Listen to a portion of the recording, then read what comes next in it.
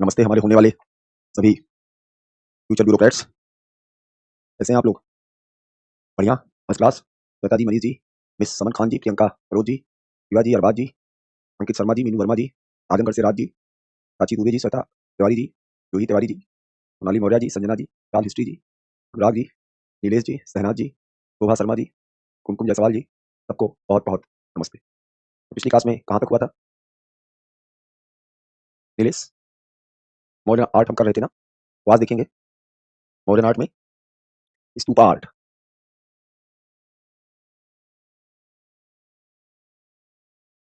स्तूप कला, स्तूप कला बेसिकली होती है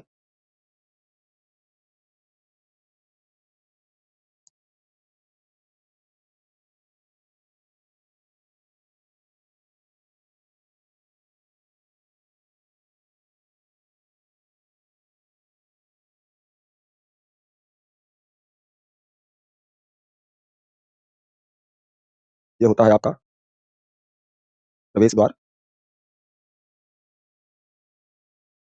इसे कहते हैं तोरण।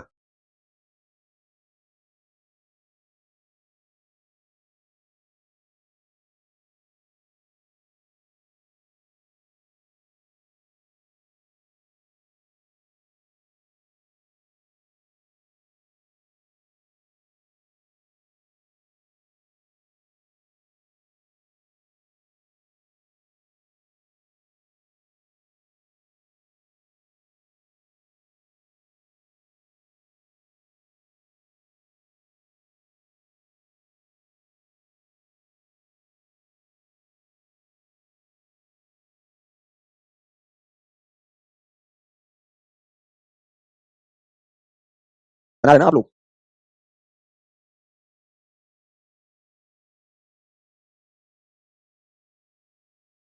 इसे कहते हैं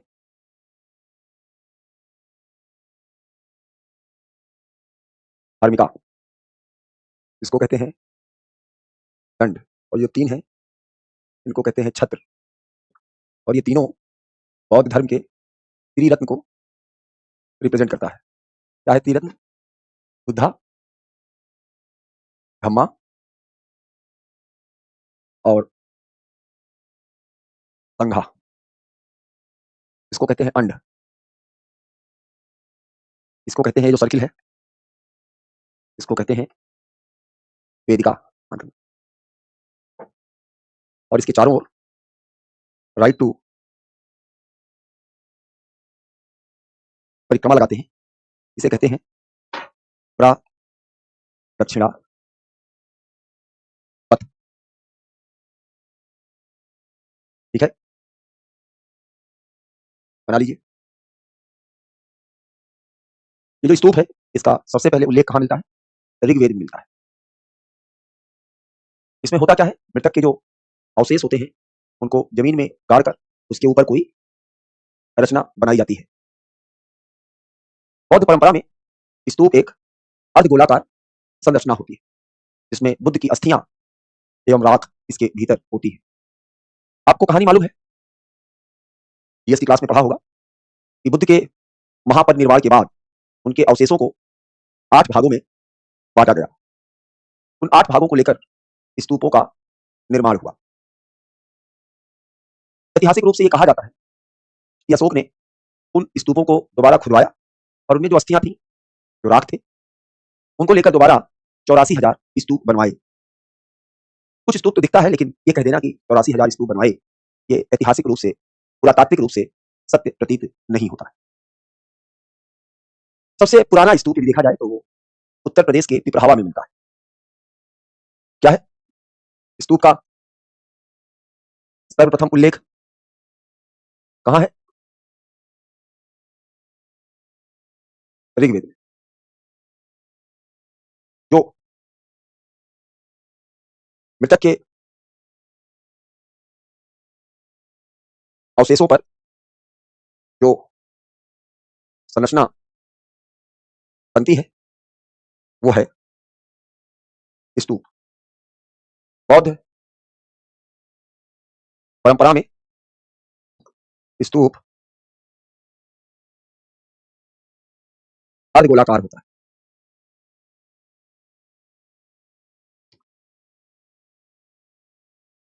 लिख लिया?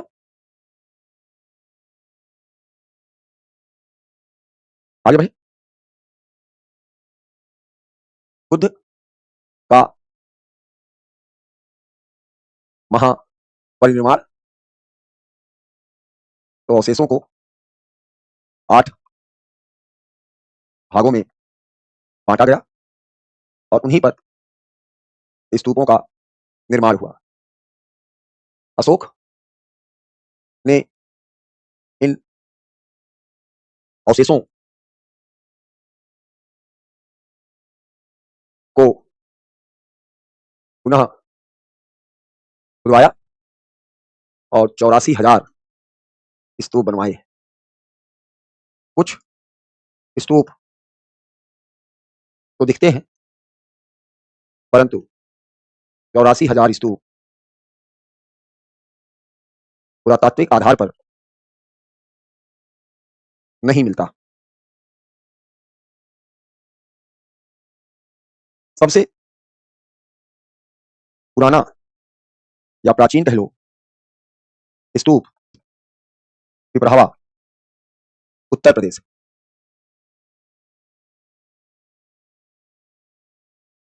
अशोक द्वारा निर्मित सांची स्तूप बहुत प्रसिद्ध है। इसे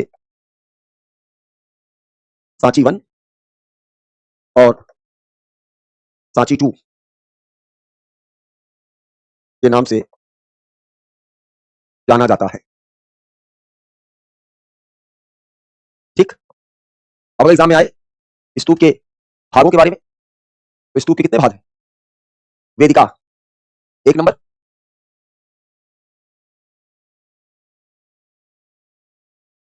अंड, हर्मिका, दंड, छत्र, तोरण 6, प्रदक्षिणापथ 7,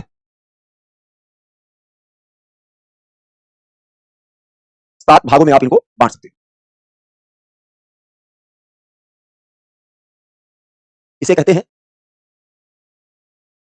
मेध। ये चारों तरफ होता है 8वां भाग।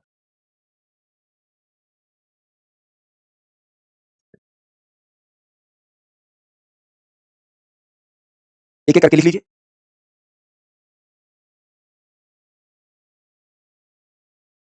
लिख लिया? स्तूप के भाग। नंबर 1 वेदिका, बुद्धा धम्मा संघा। अश्विनी बुद्ध धम्म संघ। वेदिका में लिखिए पवित्र स्थल या वस्तु की पवित्रता को बनाए रखने हेतु। पवित्र स्थल। अरे इंग्लिश वाला क्या है, ऐसा पूछो इस लगा आप लोग लंदन से आए हो, ये पढ़ा नहीं जा रहा है क्या?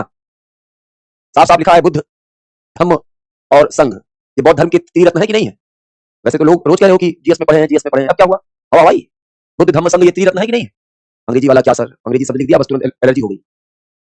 लिखिए वेदिका पवित्र स्थल या वस्तु की पवित्रता बनाए रखने हेतु उसके चारों ओर निर्मित सतह से ऊंचा वाला भाग वर्तिका कहलाता है। हर्मिका, हर्मिका क्या है? चौकोर रेलिंग। ये क्या है हर्मिका? हर्मिका में लिख लो स्तूप के अंड भाग के शीर्ष की ओर चौकोर रेलिंग। हर्मिका में लिखिए स्तूप के अंड भाग के शीर्ष की चौकोर रेलिंग। अगला लिखिए दंड। छत्र में लिखना ये त्रिरत्न को दर्शाता है। तोरण को लिखना प्रवेश द्वार। मैं यही लिख देता हूं चित्र में ही। प्रदक्षिणा पथ पूजा स्थल के चारों ओर बने सामान्य पथ से ऊंचे बने पथ को प्रदक्षिणा पथ कहते हैं। लिख लिया?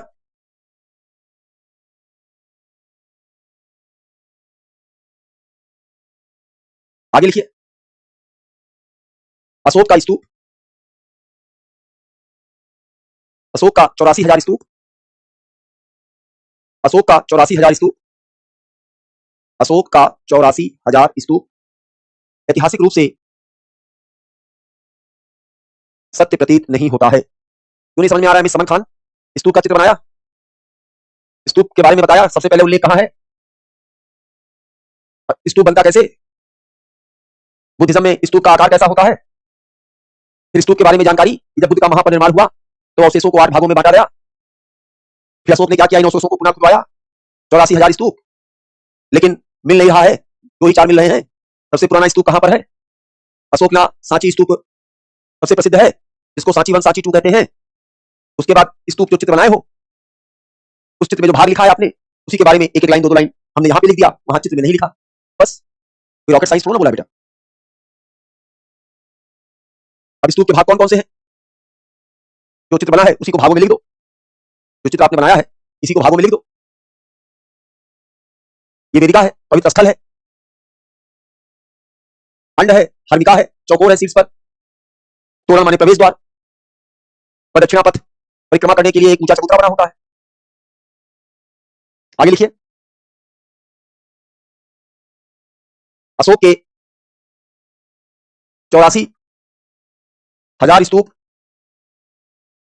ऐतिहासिक रूप से सत्य प्रतीत नहीं होता। केवल सांची कहां है? मध्य प्रदेश और धर्मराज स्तूप तक्षशिला का संदर्भ मिलता है। अभी सब पीटी में आ सकता है कि धर्मराज स्तूप कहां है। सांची स्तूप अपने तोरण माने प्रवेश द्वार के लिए प्रसिद्ध है। शुंग काल में क्या हुआ? शुंग काल जानते हो ना, मौर्य काल के बाद आता है। तो शुंग काल में क्या हुआ? सांची में एक स्तूप और बना और एक और स्तूप बना, भरहुत का स्तूप। लिख लीजिए। शुंग काल में मौर्य के बाद आता है, सांची में एक और स्तूप बना, क्योंकि जब स्तूप कला आएगा तो लिखना पड़ेगा, केवल मौर्य तक तो नहीं रहेगा जहां तक स्तूप मिलता है। शुंग काल में भरहुत स्तूप का निर्माण हुआ। अब जो छत्र देखे हो ना, जिसको आप लोग पूछ लोगे अंग्रेजी में क्या लिखा है, यह देखिए मौर्य काल में केवल 3 छत्र हैं। कितने छत्र हैं यहां पर? कहां पर? मौर्य काल में। और इधर देखिए मरणोत्तर काल में, देखिए मरणोत्तर काल में 1 2 3 4 5 6 छत्र हैं। यहां पर इसको छत्र कहा गया, यहां पर छत्रावली कहा गया। यहां पर देखिए मौर्य काल में कच्ची ईंट लगी है, यह है मरणोत्तर काल, माने मौर्य के बाद यहां पर प्लास्टर हुआ है। लिख लीजिए। मौर्य काल में केवल 3 छत्र हैं। लिखिए, मौर्य काल में केवल 3 छत्र हैं, जबकि मरणोत्तर काल में छत्रावली मिलती है। भरहुत स्तूप में क्या समझ में नहीं आया ध्रुवी सिंह? स्तूप कला पढ़ रहे हो तो जहां से स्तूप कला शुरू होती है और जिस जिस काल में वो कला मिलती है उसके बारे में लिखोगे ना, तो मौर्य काल से शुरू हुआ, मौर्य काल के बाद शुंग काल में एक और स्तूप बना, भरहुत स्तूप, और सांची में एक और स्तूप बना। कोई पॉइंट नहीं लिखना है, पॉइंट वाइज लिखते जाओ। हेडिंग डाला है स्तूप कला, शोभा जी हेडिंग डाला है ना स्तूप कला। अब जितना मैं बोल रहा हूं या बोर्ड पर लिख रहा हूं, ऐसे पॉइंट वाइज लिखते जाओ। अगर प्रीलिम्स में आएगा तो गोला कला कर देना, मेंस में आएगा तो ऐसे लिख देना। मेंस में आएगा कि स्तूप कला का विकास बताओ, स्तूप कला के भागों का वर्णन कीजिए, स्तूप कला क्या है। तो जितना जैसे लिख रहे हो ऐसे लिख के चले जाना पॉइंट वाइज। टॉपिक एक है स्तूप कला, तो स्तूप कला का चित्र बना, उसके बाद स्तूप के बारे में लिख रहे हो। भरहुत स्तूप शुंग काल में बना। अब आपको यही नहीं पता है कि शुंग काल आता कब है? कब आता है शुंग काल? मौर्य काल के बाद आता है। पुष्यमित्र शुंग का नाम सुना है, जिसने मौर्य शासक बृहदत्त की हत्या की थी? ठीक है। अब लिखिए, मौर्य काल में 3 छत्र मिलते हैं, जबकि मरणोत्तर काल में 3 से अधिक छत्र अर्थात छत्रावली मिलती है। अगला पॉइंट, मौर्य काल में कच्ची ईंट का उपयोग हुआ है, जबकि मरणोत्तर काल में प्लास्टर किया गया है। लिख लिया। अगला पॉइंट लिखिए, मरणोत्तर काल में शुंग शासकों ने मरणोत्तर काल में शुंग शासकों ने स्तूप के चारों ओर रेलिंग का निर्माण कराया। मरणोत्तर काल में शुंग शासकों ने स्तूप के चारों ओर रेलिंग का निर्माण कराया, जिसे वेदिका कहा जाता है, जिसे वेदिका कहा जाता है। फिर से बोल रहा हूं, मरणोत्तर काल में शुंग शासकों ने स्तूप के चारों ओर रेलिंग का निर्माण कराया, जिसे वेदिका कहा जाता है। अगला पॉइंट, सातवाहन शासकों ने, यह भी मरणोत्तर काल है, सातवाहन शासकों ने अमरावती सातवाहन शासकों ने अमरावती, घंटसाला और गोली में स्तूपों का निर्माण कराया। सातवाहन शासकों ने अमरावती, घंटसाला और गोली में स्तूपों का निर्माण कराया। अब सातवाहन भी मरणोत्तर काल है। अगला पॉइंट, इक्ष्वाकु शासकों ने, अगला पॉइंट इक्ष्वाकु, इक्ष्वाकु मैं बोर्ड पे लिख दिया हूं, नाम सुना है, यह भी मरणोत्तर काल है। इक्ष्वाकु शासकों ने नागार्जुन कोंडा, इक्ष्वाकु शासकों ने नागार्जुन कोंडा और जगैया पेठ, इक्ष्वाकु शासकों ने नागार्जुन कोंडा और जगैया पेठ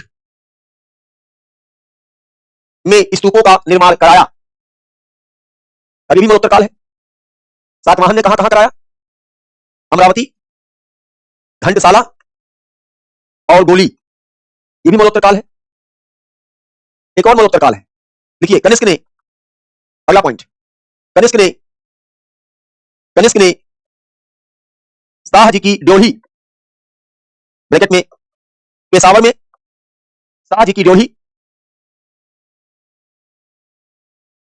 और तक्षशिला में चित्रकूट स्तूप का निर्माण कराया, और तक्षशिला में चित्रकूट स्तूप का निर्माण कराया।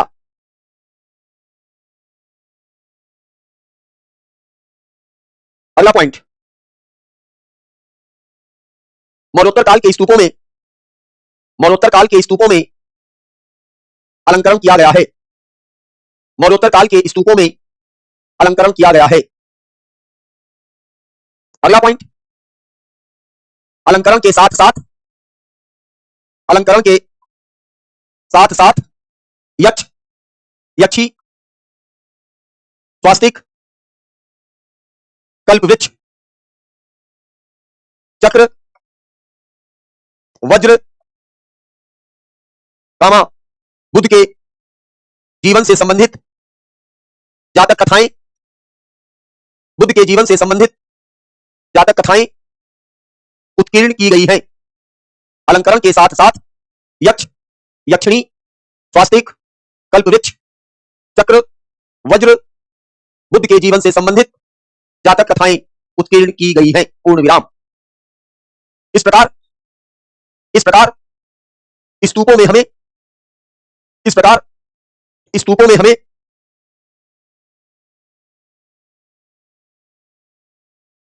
बुद्ध के जीवन से संबंधित कई आयाम दिखते हैं, कई आयाम दिखते हैं बुद्ध के जीवन से संबंधित। अब गुप्त काल में देखा जाए तो लिखिए, अगला पॉइंट, गुप्त काल में भी, मरणोत्तर काल के बाद गुप्त काल आएगा, लिखिए, गुप्त काल में भी स्तूप निर्माण कला चलती रही। गुप्त काल में भी स्तूप निर्माण कला चलती रही, परंतु ऐसा प्रतीत होता है कि स्तूप निर्माण का महत्व घट गया। परंतु ऐसा प्रतीत होता है कि स्तूप निर्माण का महत्व घट गया। पूर्ण विराम। गुप्त काल का केवल एक स्तूप, धमेख स्तूप, सारनाथ में मिलता है। गुप्त काल का केवल एक स्तूप धमेख स्तूप सारनाथ में मिलता है। ठीक, तो मौर्य काल हो गया, मौर्योत्तर काल हो गया, गुप्त काल हो गया। अगला पॉइंट गुप्तोत्तर, गुप्त के बाद अगला पॉइंट गुप्तोत्तर काल में, गुप्तोत्तर काल में स्तूपों का कुछ संदर्भ मिलता है। गुप्तोत्तर काल में स्तूपों का कुछ संदर्भ मिलता है, जैसा कि ह्वेनसांग अपने यात्रा वृत्तांत में बताता है, जैसा कि ह्वेनसांग अपने यात्रा वृत्तांत में बताता है। परंतु पुरातात्विक साक्ष्य, परंतु पुरातात्विक साक्ष्य, परंतु पुरातात्विक साक्ष्य, परंतु पुरातात्विक साक्ष्य ह्वेनसांग की बातों को पुष्ट नहीं करता है, किंतु पुरातात्विक साक्ष्य ह्वेनसांग की बातों को पुष्ट नहीं करता है। पूर्ण विराम। तो इस प्रकार यदि स्तूप के ऊपर सवाल आए, प्रश्न लिख लीजिए कि प्राचीन काल में स्तूप कला का चरणबद्ध रूप से वर्णन कीजिए। तो अभी जो मैंने लिखवाया है इसका आंसर फॉर्मेट, पहला तो चित्र बना देना, दूसरा स्तूप का इंट्रो दे देना जो मैंने ऋग्वेद वाला लिखवाया है और बुद्ध के अवशेष वाला जो लिखवाया है, तीसरा स्तूप के भाग लिख देना, चौथा मौर्य काल में स्तूप कला जो मैंने अशोक का लिखवाया है उसे लिख देना, फिर मौर्योत्तर काल जो मैंने शुंग, सातवाहन, इक्ष्वाकु लिखवाया है, फिर गुप्त काल लिख देना जो मैंने एक पॉइंट लिखवाया है, और फिर गुप्तोत्तर काल लिख देना जो मैंने ह्वेनसांग वाली बात बताई। पॉइंट वाइज जैसे लिखवाया हूं ऐसे लिख देना, लिखकर चले आना, एग्जामिनर साहब को कॉपी देकर सर लीजिए हम जा रहे हैं। समझ गए सब लोग? Everybody in the class? स्तूप कला के ऊपर यदि चरणबद्ध विकास का प्रश्न आए तो जैसे मैंने चित्र बनाकर सर्वप्रथम उल्लेख, बौद्ध परंपरा में स्तूप होता कैसा है, फिर मौर्य कला, अशोक ने 84,000, ऐतिहासिक सत्य नहीं, फिर मौर्योत्तर काल, फिर गुप्त काल, फिर गुप्तोत्तर काल, लिख के चले आना। अगला सवाल, यदि बने मेंस का स्तूप के ऊपर कि स्तूपों में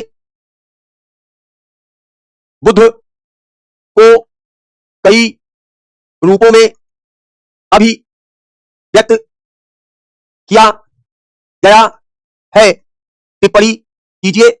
अथवा अगर दूसरा प्रश्न पूछ ले कि स्तूपों में किस प्रकार बुद्ध को प्रदर्शित किया गया है, अगर यह सवाल आ जाए तो इसका आंसर फॉर्मेट, भाग एक स्तूप का चित्र बना देना और स्तूप का इंट्रो लिख देना। इंट्रो केवल लिखना भाग एक में, भाग एक जब मैं बोलूं पैराग्राफ 1, भाग मत डालना एग्जाम में, पैराग्राफ में लिखना। भाग 2 दूसरा पैराग्राफ लिखिए, इसका उत्तर मैं लिखवा रहा हूं, इसका मैं उत्तर आपको लिखवा रहा हूं। लिखिए सामान्यतः, भाग 2 लिखिए सामान्यतः बुद्ध को, सामान्यतः बुद्ध को निम्नलिखित, निम्नलिखित आयामों, आयामों माने रूपों में प्रदर्शित किया गया है। सामान्यतः बुद्ध को निम्नलिखित आयामों अथवा रूपों में प्रदर्शित किया गया है। नंबर 1 स्तूप, नंबर 2 चरण पादुका, नंबर 2 चरण पादुका, नंबर 3 कमल सिंहासन, नंबर 3 कमल सिंहासन, नंबर 4 चक्र। हर सिंबल का अपना मीनिंग है। सामान्यतः बुद्ध को निम्नलिखित आयामों या रूपों में प्रदर्शित किया गया है। स्तूप बता रहा है महापरिनिर्वाण, चरण पादुका बता रहा है कि उनके बताए गए मार्ग पर चलिए, कमल सिंहासन बुद्ध के जन्म को प्रदर्शित करता है, चक्र बुद्ध द्वारा प्रथम उपदेश, फर्स्ट sermon को प्रदर्शित करता है। 2 भाग हो गया इस प्रश्न के उत्तर का। तीसरा भाग, भाग 3 इस उत्तर का तीसरा भाग, भाग 3 माने तीसरा पैराग्राफ, स्तूपों में, स्तूपों में बुद्ध निम्न प्रकार, निम्न प्रकार से उल्लेखित हैं। स्तूपों में बुद्ध निम्न प्रकार से उल्लेखित हैं। लिखिए 1 2 3 करके लिखिए।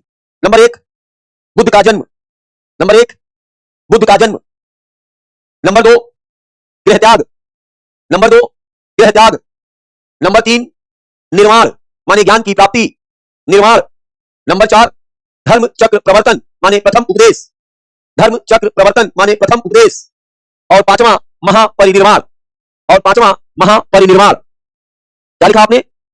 स्तूपों में बुद्ध निम्न प्रकार से उल्लेखित है: बुद्ध का जन्म, गृह त्याग, निर्माण, धर्म चक्र प्रवर्तन और महापरिनिर्वाण।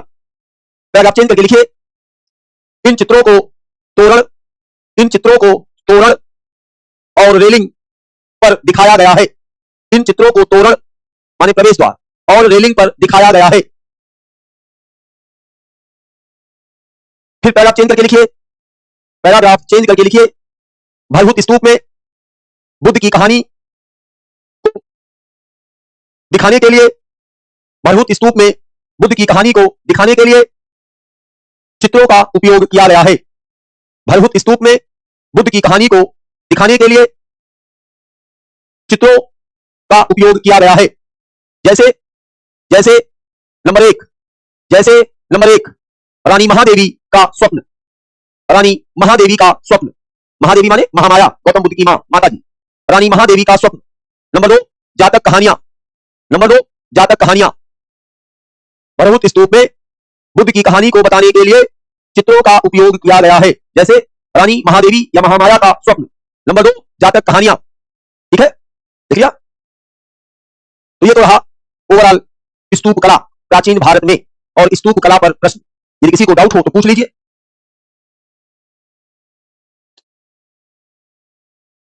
अब चौथा पॉइंट क्या? बुद्ध के जीवन से संबंधित घटनाएं कौन कौन सी?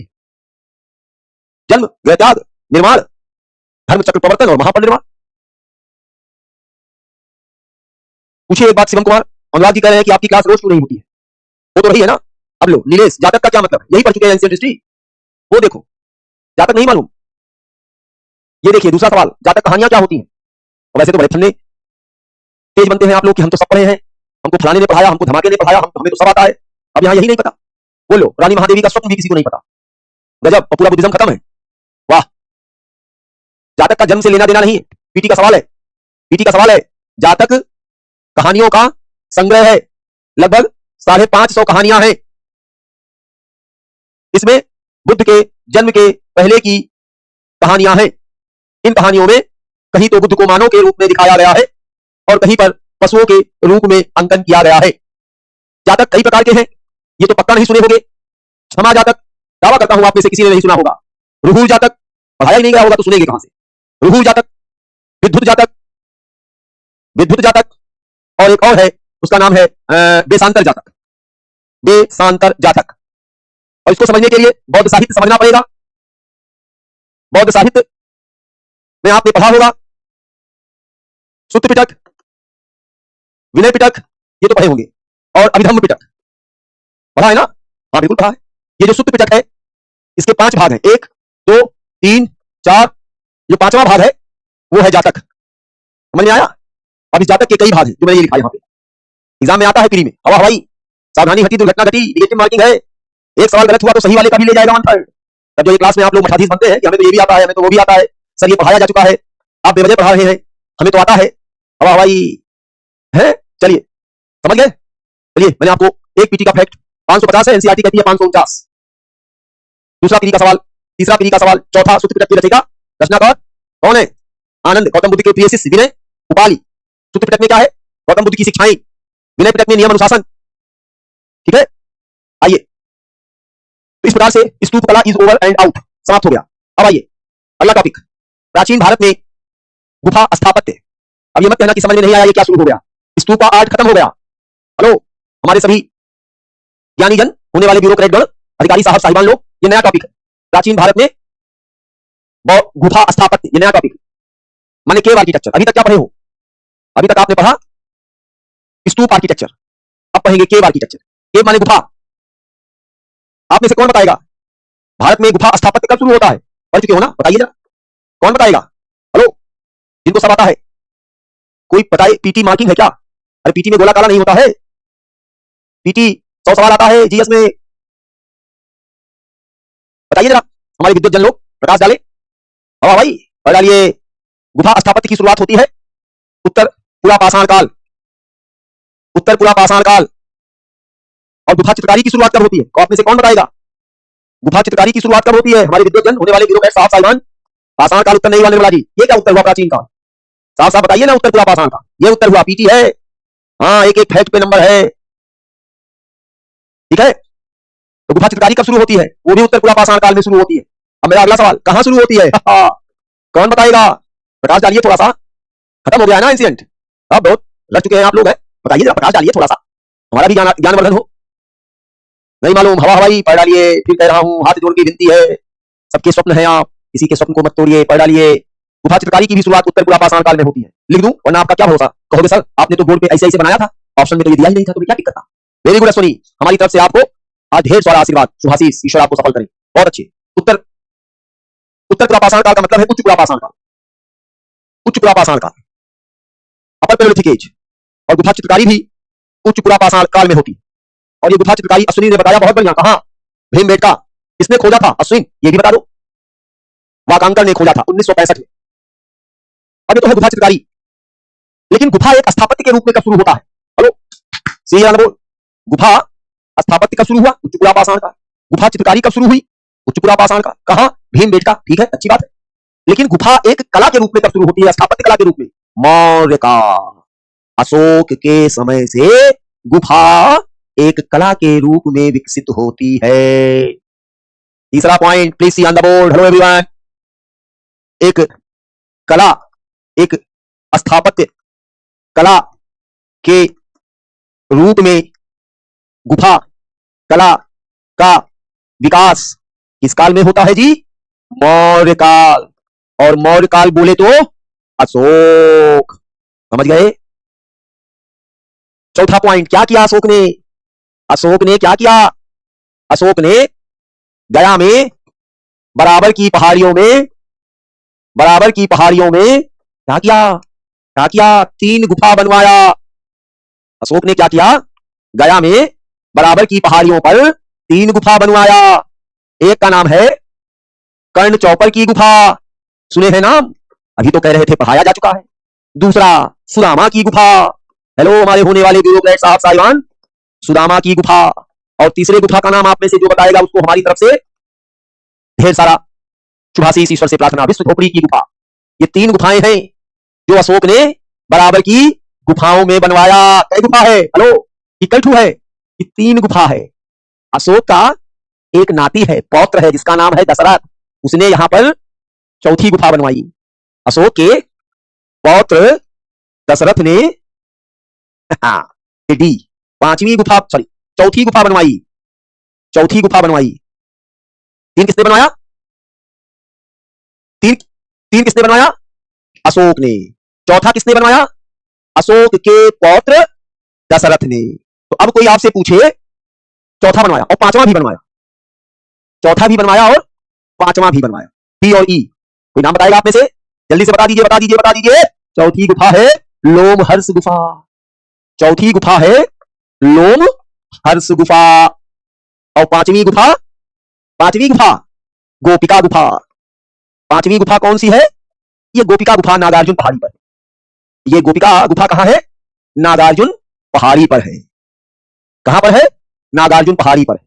बाद में क्या हुआ हमारे होने वाले ब्यूरोक्रेट साहब लोग? बाद में बराबर और नागार्जुनी पर एक एक गुफा और बना। तो कुल कितनी गुफाएं हो गई? जल्दी से गिनिए तो। 1 2 3 4 5 6 और 7, टोटल कितना हुआ? 7।